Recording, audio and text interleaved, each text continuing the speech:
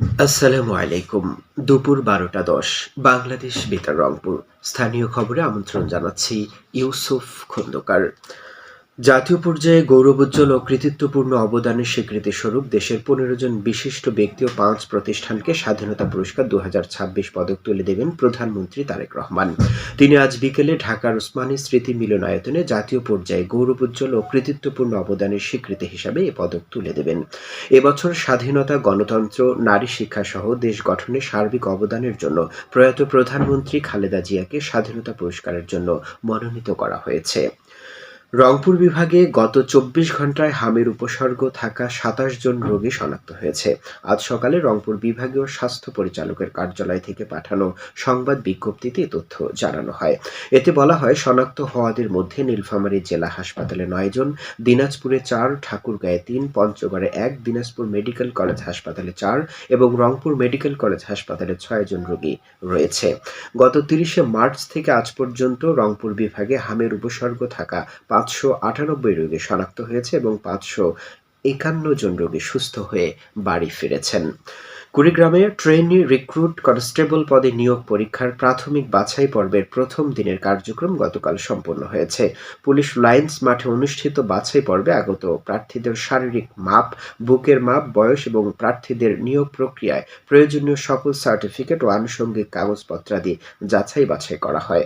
প্রাথমিক বাছাইয়ে উত্তীর্ণ প্রার্থীরা আজ পর্বের দ্বিতীয় দিনের কার্যক্রমে অংশগ্রহণ করবেন। এ সময় পুলিশ হেডকোয়ার্টার্সের প্রতিনিধি দল এ নিয়োগ কমিটির সদস্যগণ উপস্থিত ছিলেন।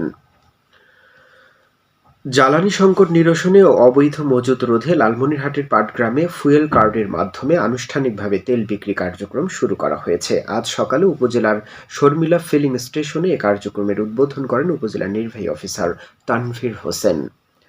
জয়পুরহাটে কসিমন নিসা নার্সিং ইনস্টিটিউটের উদ্যোগে ২৫০ শয্যা বিশিষ্ট জেনারেল হাসপাতাল জামে মসজিদ চত্বরে দিনব্যাপী এক খাদ্য ও পুষ্টি মেলা শুরু হয়েছে। আজ সকালে civil surgeon doctor Al Mamun ও জেনারেল হাসপাতালের তত্ত্বাবধায়ক ডাক্তার সর্দার রাশেদ মোবারক জুয়েল এ মেলার উদ্বোধন করেন। এ উপলক্ষে আয়োজিত অনুষ্ঠানে সভাপতিত্ব করেন কসিমন নিসা নার্সিং ইনস্টিটিউটের অধ্যক্ষ মাহবুবা বেগম। মেলায় শিক্ষার্থীদের তৈরি করা পুষ্টিকর বিভিন্ন খাবারের ১৯টি স্টল স্থান পেয়েছে। জনস্বাস্থ্য উন্নয়ন ও শতভাগ স্যানিটেশন নিশ্চিত করার লক্ষ্যে রংপুরের গঙ্গাচড়ায় ৯০টি পরিবারকে অসচ্ছল ও সুবিধাবঞ্চিত পরিবারের মাঝে বিনামূল্যে স্বাস্থ্যসম্মত ল্যাট্রিন বিতরণ করা হয়েছে। কোলকন্দ তাকিয়া শরীফ আলিম মাদ্রাসা মাঠে গতকাল এই বিতরণ কার্যক্রমের আয়োজন করে ওয়ার্ল্ড ভিশন বাংলাদেশ।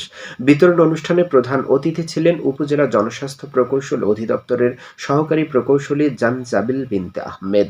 এ সময় অন্যান্যের মধ্যে world vision Bangladesh Rangpur area coordination অফিসের সিনিয়র ম্যানেজার উত্তম দাস ও কোলকন্দ ইউনিয়ন পরিষদের প্যানেল চেয়ারম্যান শরীফুল ইসলাম উপস্থিত ছিলেন। রংপুরের মিঠাপুকুরে মাদকদ্রব্য নিয়ন্ত্রণ অধিদপ্তরের জেলা কার্যালয়ের খ সার্কেল পরিচালিত এক অভিযানে ময়েন পাহান নামে একজনকে গ্রেফতার করা হয়েছে। এ সময় ১৫ লিটার চোলাই মদ ও মদ তৈরির ১৩৭ লিটার উপকরণ উদ্ধার করা হয়। গতকাল উপজেলার ভাংনি ইউনিয়নের পাথারিপাড়া এলাকায় এই অভিযান পরিচালনা করা হয়। পরে মিঠাপুকুর থানার উপপরিদর্শক বাদী হয়ে একটি মামলা দায়ের করেন। কুড়িগ্রামের রৌমারী উপজেলায় বাংলা নববর্ষ উদযাপন উপলক্ষে নতুন প্রজন্মের মাঝে লোকসঙ্গীতের ইতিহাস ও ঐতিহ্য তুলে ধরতে ভাওয়াইয়া আসর অনুষ্ঠানের আয়োজন করা হয়। গতরাতে রৌমারী শহীদ স্মৃতি ক্লাবে আয়োজিত অনুষ্ঠানে প্রধান অতিথি ছিলেন উপজেলা নির্বাহী অফিসার আলাউদ্দিন। রংপুর ও কুড়িগ্রাম থেকে আগত অতিথি শিল্পী ও স্থানীয় শিল্পীগণ এতে বাঙালির প্রিয় ভাওয়াইয়া গান পরিবেশন করে। এছাড়া উপজেলার দাঁতভাঙ্গা ও শৌলমারী সহ বিভিন্ন স্থানে ভাওয়াইয়া ও কবি গানের আয়োজন করা হয়। খেলার খবর ক্রিকেট।